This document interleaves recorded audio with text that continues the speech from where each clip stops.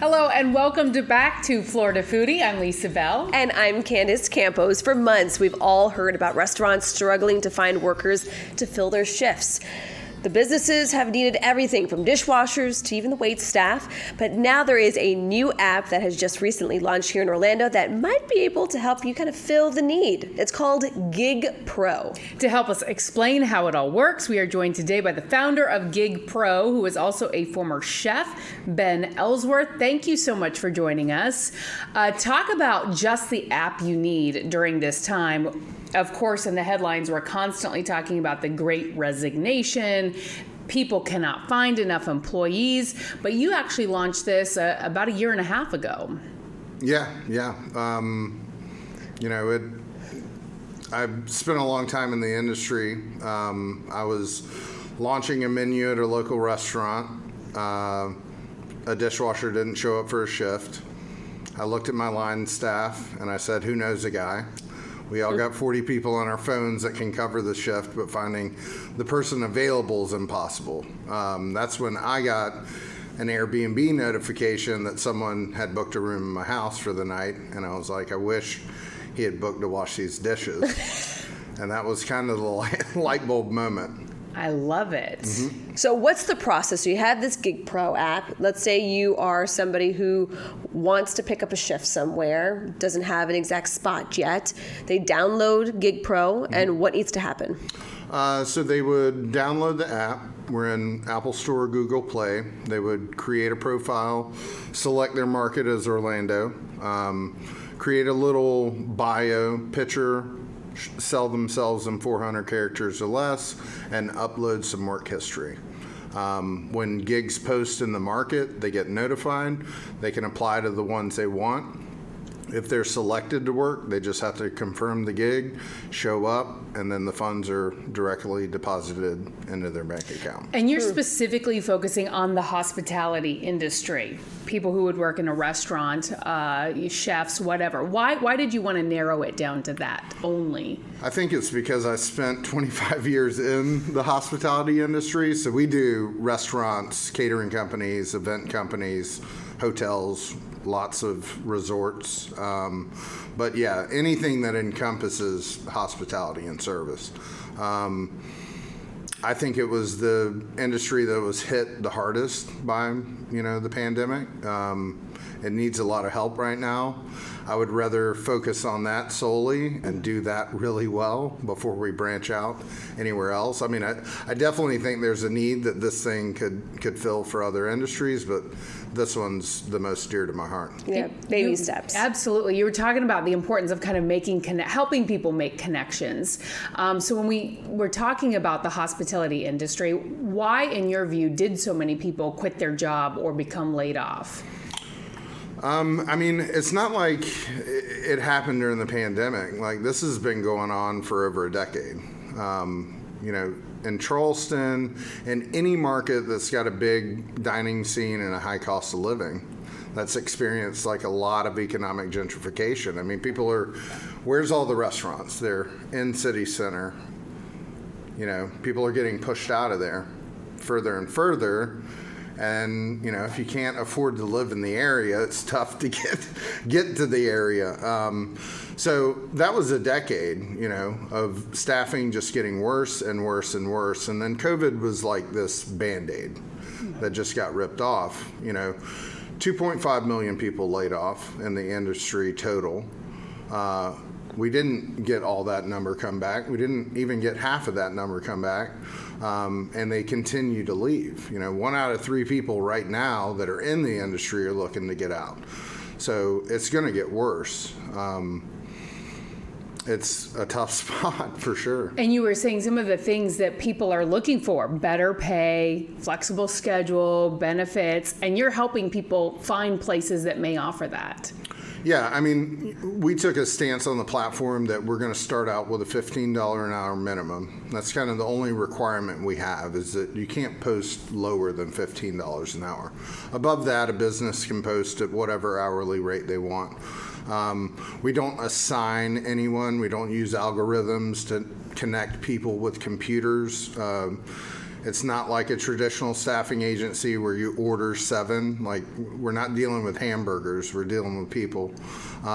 So, you know, once someone posts the job on the gig, the person can then apply to the gig that they want. The business, in turn, has the power to select the candidate or candidates that they want.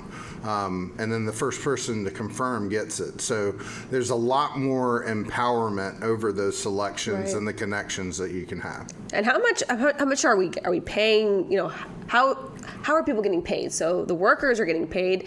I mean, how are you also making this, you know, thrive? Yeah, so we don't collect anything from the workforce. You know, the Uber model, you know, you drive your car all night and then Uber's going to take 30%.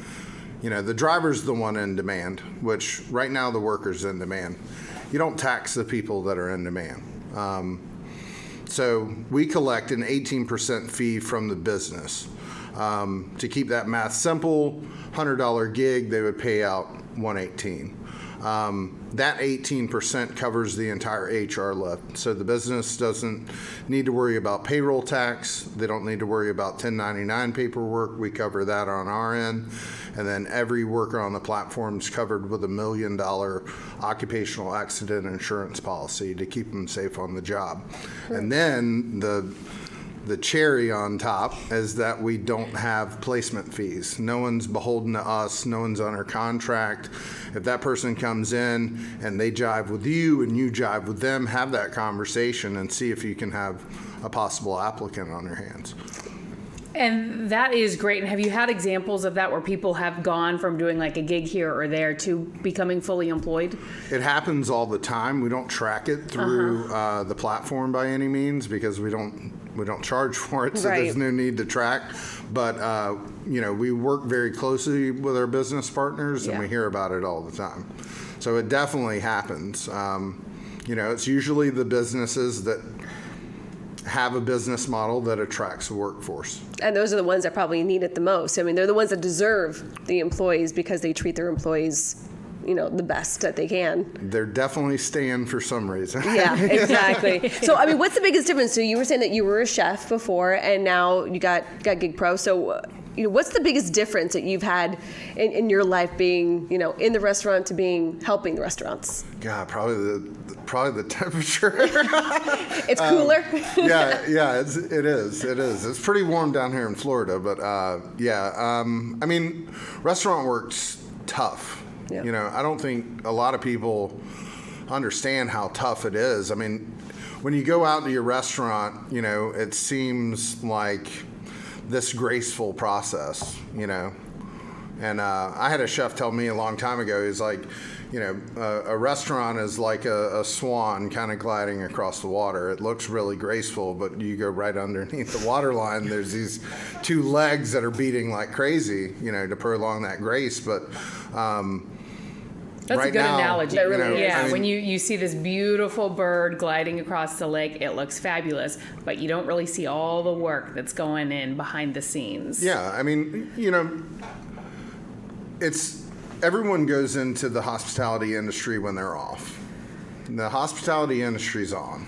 It's not a normal work schedule. All the time. Yeah, I mean, you're working while everyone else is playing. It's kind of like the news industry.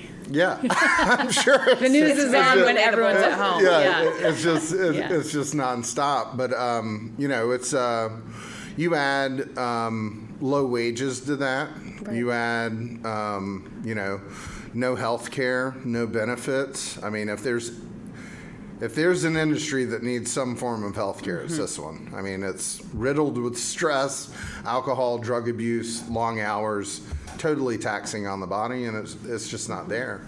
And then it's hard to get to that point, though. I mean, as a restaurant owner, where you are just barely, you know, making it by, to then be able to offer employees, you know, anything above $15 an hour. I mean, benefits and all of that just seems like so high and so hard to get that for your employees. Unattainable goals. Absolutely. Sometimes. Well, I mean, you know, the pain point has always been kind of on the worker.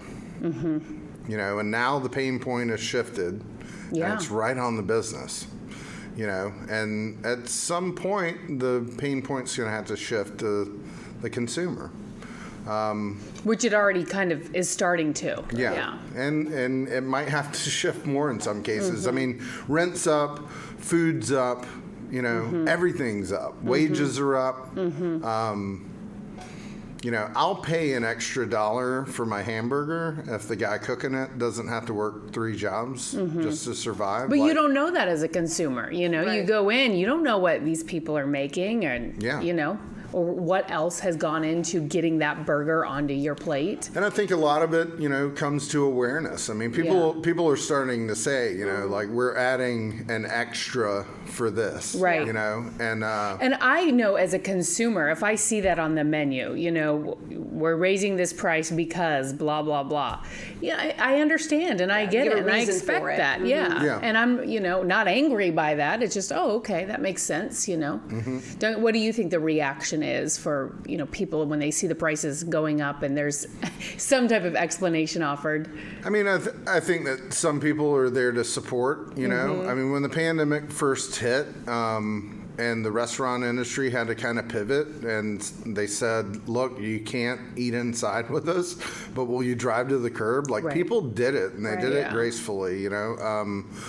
But, you know, I can see the sticker shock and people getting upset. But then, you know, they turn around and they order a Chick-fil-A sandwich from DoorDash for $12. Right. You know? Right. Smiling. And it can't be the simple fact of convenience and Right. it's showing up cold to your house. You know, like, it's just, you know, it's that perspective that they have when they're going to a restaurant. It's like, do you want a great experience or do you want affordability? Like, which one are you looking for? Well, and I think for the longest time as consumers, we have been trained to go for affordability, and now things are shifting because of all the price pressures, and so it now is going to be more of an experience, perhaps, for some people when they dine out.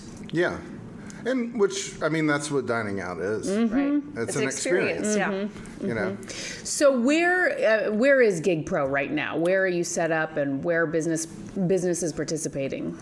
So November 2020, we launched Charleston, and then we quickly launched Nashville, Charlotte, and then we did the Raleigh-Durham Triangle area, then Austin, Texas, then Asheville, Savannah, Hilton Head. I mean, it really erupted. It's pretty mind-blowing. And now you're in Orlando. And now we're coming Why to in Orlando? We're not known Right, for yeah. hospitality or anything.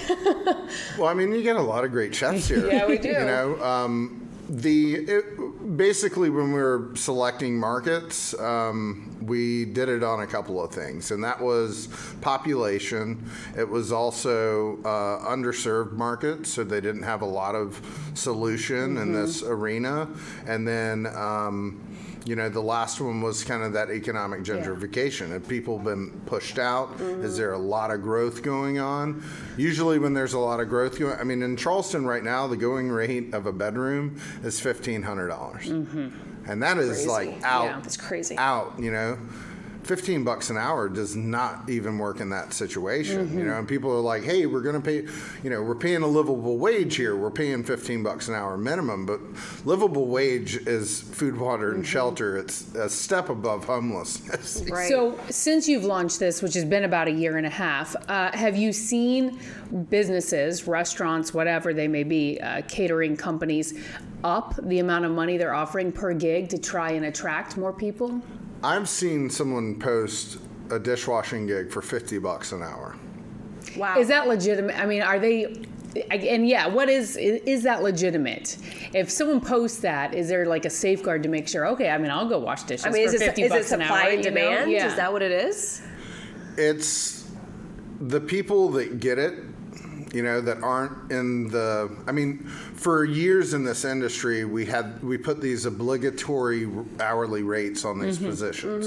Dishwashers make $8 to $10 an hour, no more, no less. Line cooks make 14 to 16, no more, no less. And same for management, no more, no less. But nothing, you know, nothing computed around to like, what's the cost if this person's not here?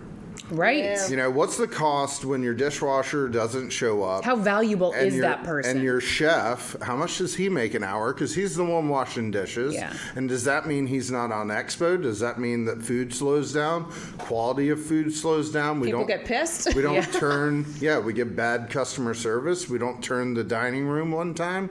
Like, it's, what is the cost of what's that? the cost of this all that, person right? Yeah. being here, you know?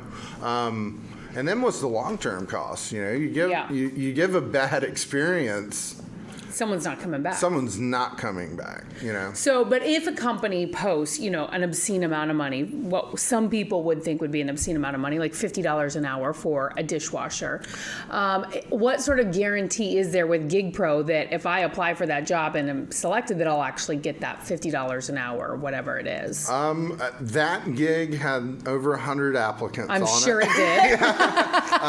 That'll get somebody in the door. And the person that worked the gig, you know, they got paid in 30 minutes or less after Oh, the good. gig And was you got done. your 18%. Yeah. Awesome. So how has the reaction been from businesses? I mean, right now we're filling like 1,200 shifts a week in Charleston. That's amazing. In Charleston alone. Yeah. So when you pulled up here to News 6 in Orlando, you arrived in a bus. Yeah. And I'm assuming that's because you are expanding so It's rapidly. a spanky RV, Right. not a bus, right? That you're just going from city to city, you know, launching this, rolling it out. Yeah, I mean, just since the very beginning, I've been like, you know, we can't grow fast enough. Mm-hmm. You know, like they need us everywhere now, but we're growing as fast as we can. But yeah, I spend a lot of time on the road. So we do so many news stories on this so-called Great Resignation. You know, 4 million people quit their jobs last month. Where are you seeing a lot of people looking for gigs? I mean, where are all those people? Where are they? Where are they going? What are they doing? Yeah, I mean, you know, in Charleston, if someone posts a job on the platform, 14,000 phones go off. I know from the numbers that I saw within labor and statistics for South Carolina, you know, you can only tell like what industries the labor went up. So that was construction, logistics, and then travel. And then Amazon got tons of people. Of course. And then lots of the rideshare apps. You know, the rideshare apps are putting a nail in the coffin of the industry. How do we get those people out of their cars and like back into the kitchens and restaurants to connect and help out and all that? So how do we get the people back from Amazon? Amazon's a horrible place to work, but when you have an industry that, you know, is kind of plagued by low wages and lack of incentive, like it doesn't take a lot to do a little bit better. Yeah. And And if they're offering benefits Yeah. and maybe a path up in the company, some people are drawn to that. But I do think what is enticing about what you're doing is it is a gig. So there are people who may not want a full-time job or may not be able to do a full-time job because they have childcare issues or whatever. Right. But this is an opportunity to make some money on a Yeah. very temporary basis. And we have, you know, the good thing going for us is that 70% of all adults in the United States have worked in the hospitality industry at some point in time. And then they might not want to pick up a full-time schedule, Yeah. but they would pick up a shift with, you know, on a non-committal basis. So in Charleston, we see lots of teachers, firefighters, military. You know, we've got Dorchester County sheriff because he wants to like be a better cook at home for his wife. That's awesome. Yeah. That's a brilliant Yes. I mean, it's, you know, it's like when the labor shortage is so exacerbated, you know, it's like, I'll take who I can get. Because Yeah. right now, it's, you know, the revenue's there. People want to eat out. They're lined up at the door. We can't capture that revenue because we're understaffed. So we're closing on Sunday and Monday. We're limiting our reservations. Like, we can't capture the revenue. But it's there. You know, we've never really been in that position before. And then at the same time, we're using all this software to buy resumes, which doesn't make a lot of sense, you know? Well, and I feel like so many people, I've heard from so many people who are just so annoyed and frustrated with the whole online application process because they feel they send in all this information and it goes nowhere. It goes to some virtual wall that filters through these things and they never get to a real human being. So it seems like this kind of bypasses a lot of that.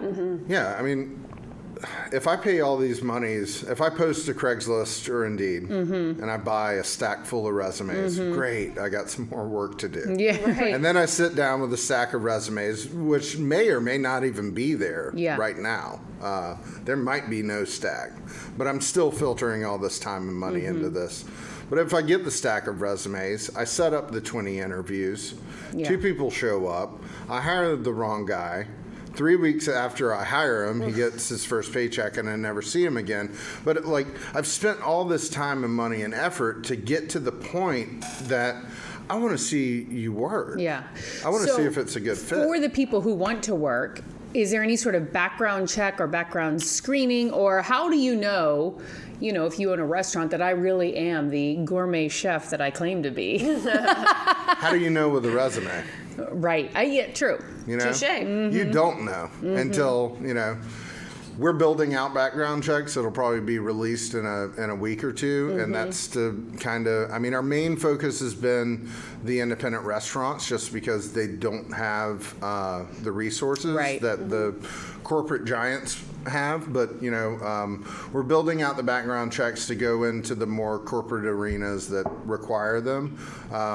And then, people ask about vetting all the time. And I'm like, how do you vet? You got a pulse. Yeah. You're Great. live, come on You're in. hired. Like you showed up. It's you're like wanting to hired. hire the guy from your Airbnb. Yeah. I mean, and my other question is like, if I put my resume on there, am I able to work any job? So is it just washing dishes? I shouldn't say just, but is it washing dishes?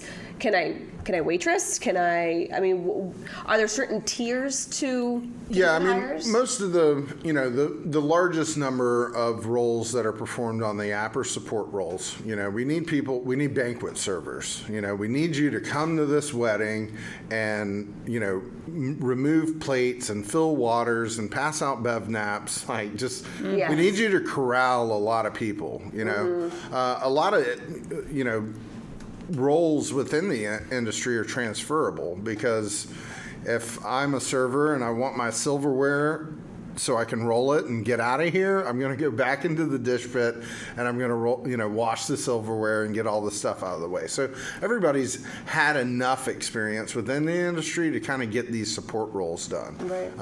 And that's what we're seeing.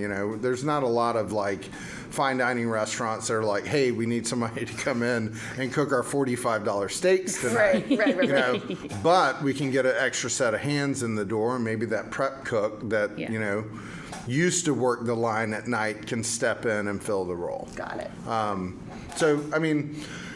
We can definitely get people the help that they need fast. Right now, that's the name of the game is fast. How can I get the help that I need now to capture the revenue that's waiting at the door, but then at the same time, get my business in front of as many applicants as possible. And so we kind of take care of all that, And how many businesses have loved the idea and are hopping on the bandwagon here in Orlando? Here in Orlando, we've got about 14, that have signed up prior to us showing up. But nationwide? Over 2,000. And then over 40,000 pros. So out of 12 markets. What's the future? Crazy growth. What's your thought? Let's focus. Let's pinpoint here, Orlando. There's 14. There's so many more restaurants. And are you limiting that? I know you're just rolling it out, but Orlando is a huge area. We've Massive. got So we extend across several counties. Really, where are your boundaries in Central Florida? None. Okay. Yeah, I mean, like I said, we're not sending people anywhere, so they can look at, is it right around the corner from my house? Is it too far that I'm willing to drive? What's the value between the distance of the gig and the hourly rate? Maybe if they're an Uber driver, they can pick up a drive on their way to the restaurant, work. They don't have to drive their car into the ground. I don't know what Uber drivers make, but, I wouldn't assume that it would buy you another car. Yeah. That's true.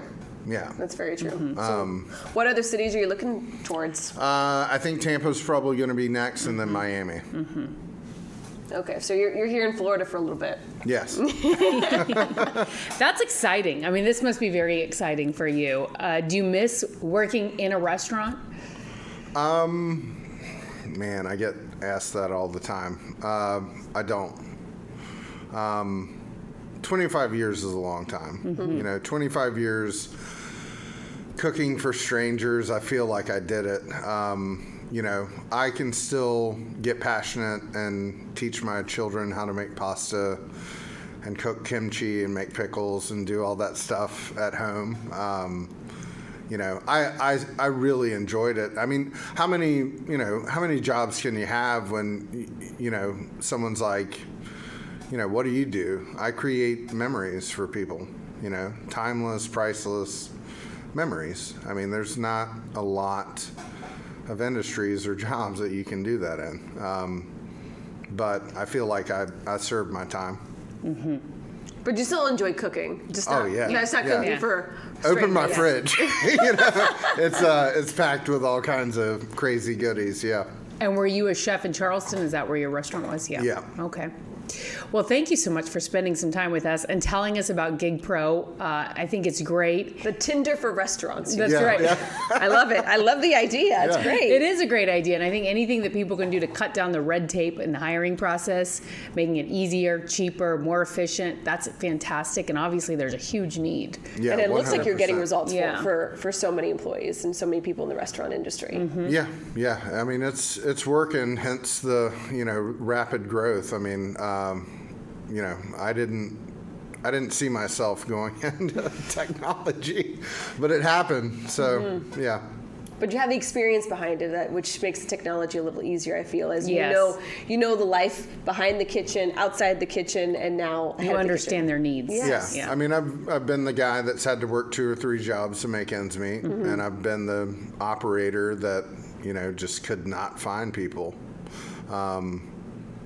And this is a whole different thing that's going on. Like, I haven't been in a kitchen since the pandemic, but, my heart goes out. I talk to so many businesses, and I mean, it's bad shape out there right now. How many more $50 an hour gigs have been posted to wash dishes? None. That was the only one. I have 35 can pop up pretty frequently, but I would say the average wage on the platform is usually around $19 an hour. That's across all markets. So. And what about servers? I mean, is that, a minimum plus tips, or how does that work? Usually, like event server, event bartender, those are the ones that get up in the $30 an hour range. So. And they get to keep their tips. Yeah. Well, that's up to the business. So it's a contract. It's a guarantee. We were trying to mess around with tips, but I never worked with you before. Yeah, and I don't know if that's, I don't know what the gratuity is. So, most of the people working shifts that had gratuity attached to them usually, I mean, they wanted the guarantee just because they didn't really know the business or, are you trying to get me to work the shifts your staff doesn't want to work? Right. Yeah, so the guarantee's up there. Well, good luck with everything. I mean, it looks like it's nothing but, going up from here for you guys. Thank you, Ben. We appreciate it. Good luck. Yeah. Thank you for listening to Florida Foodie. We'd also like to thank our guest, Ben Ellsworth from GigPro. You can find the business online at gigpro.com and by searching GigPro Works on Facebook and Instagram. Be sure to follow Lisa Bell online as well. Search Lisa Bell News on Facebook and Instagram, or Lisa Bell News 6 on Twitter. Candace Campos is on social media. She's on Twitter. Just search @CandaceNews6. And on Facebook, search Candace Campos News 6. Also, a big thank you to our technical producers, Derek Mosier and Ryan Haley, and our director, Rich Burns. I'm the show's producer, Thomas Mates. Please take the time to rate and review us on Apple Podcasts and Spotify, or tell a friend about us. And you can find videos of all of our podcasts on clickorlando.com/Florida Foodie, and be sure to sign up for the Florida Foodie newsletter while you're there.